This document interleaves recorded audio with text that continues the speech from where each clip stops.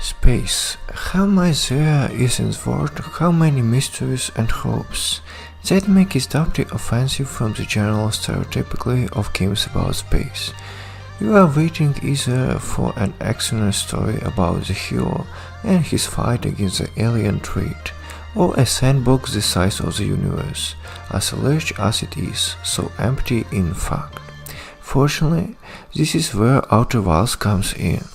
A space game in the best sense of the word. It has a lot of things, puzzles and flying between planets, but that's not the main value. It's first and foremost a game about exploration, about space not in the style of Doom or Star Wars, but rather the classic of science fiction like Stanislav Lem or Strugatsky Brother. This is a game about exploring incredible worlds, where the environment challenges you with its laws and rules. The protagonist here is not a soldier, not a defender, not a hero. He is a pioneer, a discoverer, and a archaeologist following the footsteps of an ancient civilization. And the most important thing is that this game with its own idea. These are not prescribed roles, no good guys and bad guys, no lessons about how friendship always wins. Outer Wilds doesn't throw answers in your face or push morality, it just pulls questions you might not have thought of. It wasn't until a couple days into the game that I was able to fully grasp what I had learned from the Outer Wilds. A lot of people start their Outer Wilds story by talking about the puzzle and Groundhog Day, but this is only a minor detail, a wrapper in which the real treasure, the story, is wrapped. The story of exploration of one star system by ancient people, their search for some mysterious object, the joy of scientific discovery and the bitterness of the failure. That's the real treasure of Outer Wilds.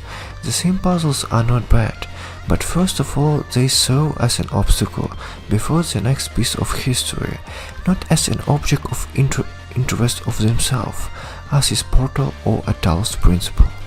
The plot goes like this. In some distant star system lives a nation of intelligent amphibians. They had already started their space program and are actively exploring the surrounding planets. Of particular interest to them are the ruins of ancient civilization known as Nomai. At a certain point, they inhabited almost the entire system, actively conduct research and search for something, but then mysteriously disappeared. The protagonist is a new participant of the space program, the first to be equipped with a portable translator of a Nomai text. He will have to find out what fate befell them. At this point, a small piano emerges from the bushes. Exactly 22 minutes in the game, a local star turns supernova, destroying the entire surrounding system, including the protagonist in his home planet. But in the darkness, the protagonist sees a mysterious mask, after which he quickly breathes in air, 22 minutes before the new explosion. The cycle poses two obvious questions to the hero: what is happening and how to fix it. In the best tradition of walking simulator, there is a little action aside there. The hero mainly travels around the planets and echoes the plot by exploring the ruins of Nomai.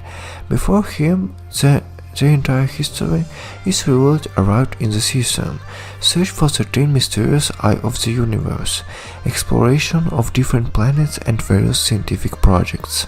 The story is the best tradition of science fiction classics, where an intelligent being appears first of all as discoverer, conqueror of the unknown, experimenter. Speaking of history, I would like to note an extremely interesting approach to the presentation of Nomai text. The theme of ancient super-developed civilization in science fiction is, to put it bluntly, not new.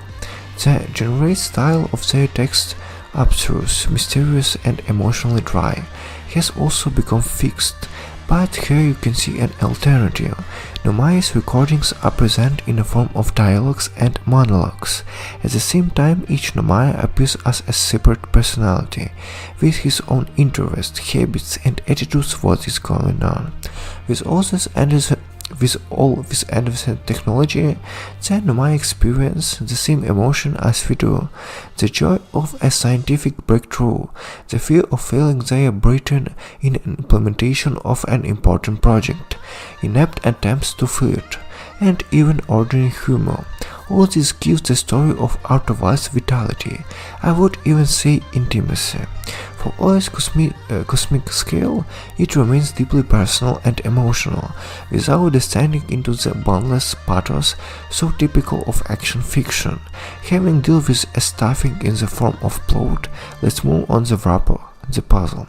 The solar system in Outer Wilds consists of 5 planets. Each of them is a mystery in itself, which you will have to study, solve, and tune to your adventure. On one of the planet, giant tornadoes are raging, capable of throwing entire islands into the atmosphere, but having received certain information, you can use them to get closer to the place you need. Another planet is almost completely destroyed by giant space weed. In the core, it is strange thing happening. Space is warped, signals are duplicated, and the fox has strange silhouettes. But if you read the right notes and think with your head, you will learn to navigate freely inside and avoid dangers. And so it's with each planet. Each has its own teasing laws and rules, which once thought will make the game easier to play. The 22-minute Groundhog Days play an important role in the exploration.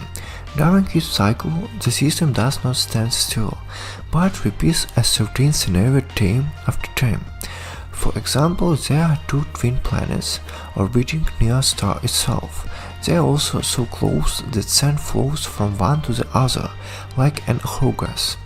As a result, at the beginning of each cycle, one of the planets is completely open for exploration, but over time its caves fill with sand, threatening to fall asleep and leave a careless traveler without oxygen. The other, on the other hand, is completely smooth and empty, but over time the sand escapes, revealing previously buried buildings for exploration. The time factor forces the player to plan his action carefully. Certain locations are available only at certain times, and the overall cycle length is tight. If you don't manage to explore the location within the allotted time, you will have to come back again. However, this detail has 2 sides. First, it's quite exciting because the game forces you to carefully plan your action for at least a cycle ahead. On the other hand, the developers add the time rewind much later than my playthrough, and so you can restart the cycle extremely late. And even in the latest version, you can easily get frustrated if you are not given some technically difficult action.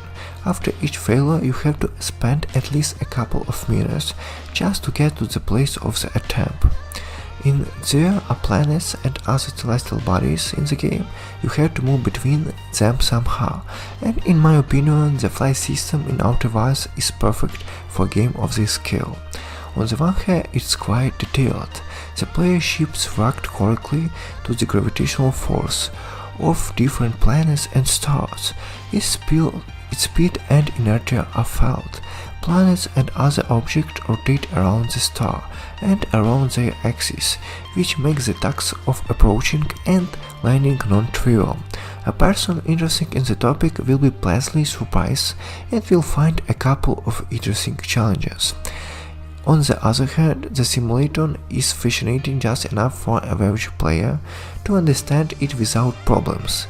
This is facilitated by the rather weak attraction of planets, the lack of fuel management, and the convenient tool for stabilizing the ship in space. This is not a Kerbal space program at all, where launching a rocket to the moon in dozens of failed attempts and the reason for new crinkle in your brain. The flights here are accomplished just enough so you don't relax, but at the same time you don't burn your chair. Usually I bypass the question of control conveniences, but this game rattled my nerves with its control scheme. I will warn you at once, if you have a change, play a gamepad. The game was obviously designed for it. When playing on a keyboard, you can feel this moment the developers did it after a while, but words to shake the air. Let's go to example. Here you are, for example, walking on the ground.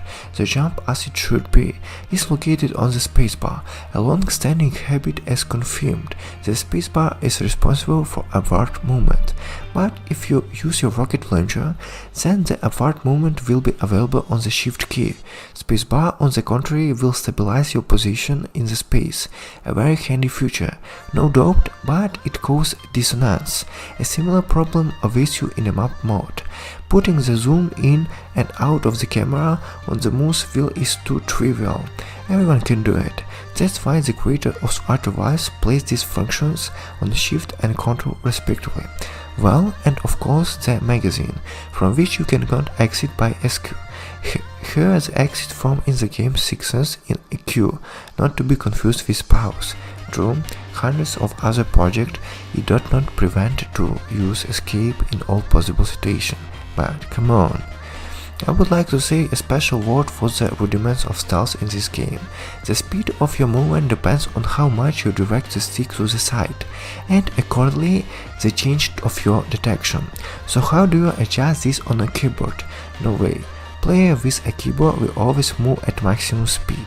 Accordingly, the stealth element itself isn't available to them, because in which some moments of the passage become much more difficult and unpleasant. However, everything hardly feels perfect in gamepad either. The system of jumping and moving in space is rather clumsy. You are waiting for dozens of missed platforms, banging your head off the rocks, during the jumps, and other fun problems. Unfortunately, Outer Wilds ignores the fact that it's a bad platformer and often tries to prove itself on this field. The visual component of the game is quite simple and devoid of frills. It is noticeable that the developers didn't have a very big budget.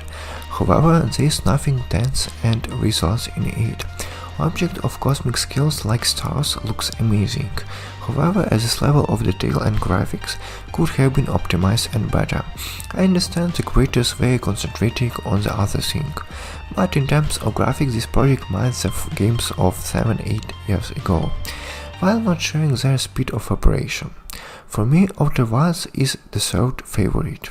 Yes, it's far from the prettiest, most technology advanced, tricked out, and doesn't require 10 hours of complete and close all the activities and points of interest, but she is, like the protagonist, somewhere of Stabilizer. It turns such a familiar sci-fi theme in a completely different dust-covered direction. Not a game about shooting lasers and invasion of heavy aliens, but games about unexplored planets and technologies, about the feeling of exploring something new and amazing. That's why I recommend this game to everyone who's interested in space fiction.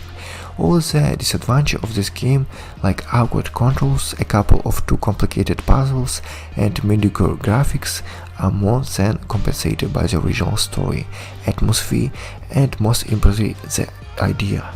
The game felt a mark in the memory and hit. I hope it will leave a mark in yours as well. Thank you for watching, highly recommend.